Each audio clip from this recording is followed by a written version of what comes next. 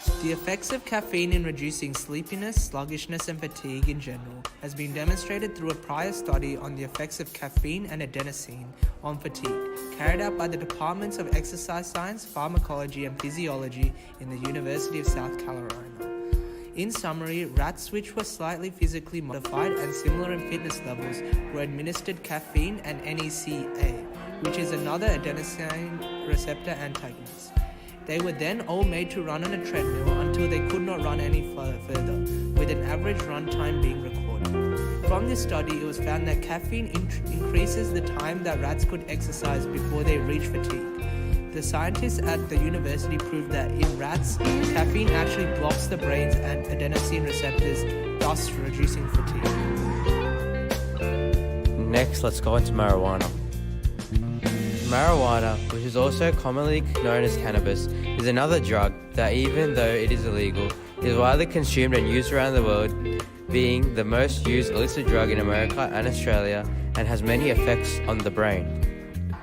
When smoked, marijuana releases a chemical THC, which is chemically and structurally similar to one of our own neurotransmitters, anandamide.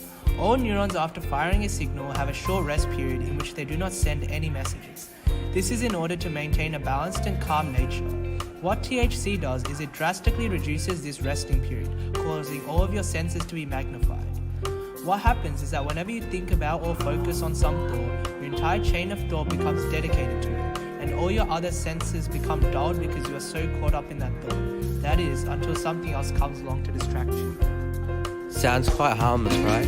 Well, wrong. Marijuana has some very harmful short-term side effects, including nausea and dizziness, and many long-term side effects such as respiratory cancers and cardiovascular damage.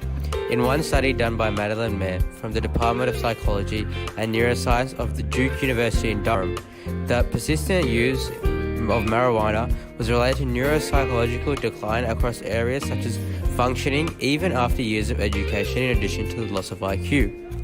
It was also reported that there were many cognitive problems for regular marijuana users.